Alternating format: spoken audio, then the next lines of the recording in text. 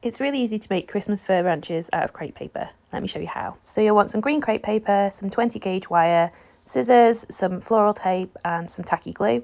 And then also I'm using a wire hoop just to make a wreath at the end of this. Check out my other videos to see how I do that. Cut some strips of crepe about 1 inch tall, stretch those all the way out, and then trim the ends if they're not fully stretched.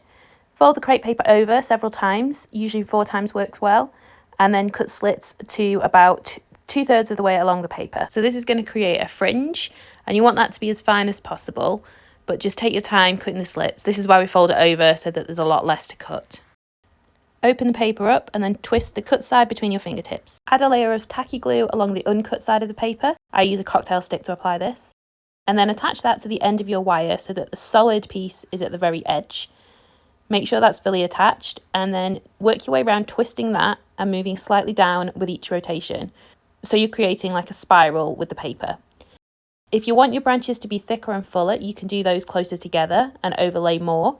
And if you want to speed up the process and you're not bothered about a thicker branch, then you can make the spiral looser, so you're going down the wire stem quicker and using less paper.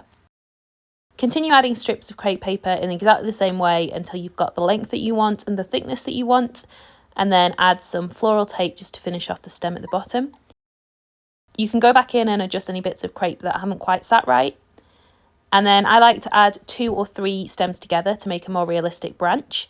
So to do that, put a slight bend on both pieces of wire and then attach them at the point that they bend using glue and floral tape. I like to then go back in with another piece of crepe just to cover up that joint and again to make it look more realistic.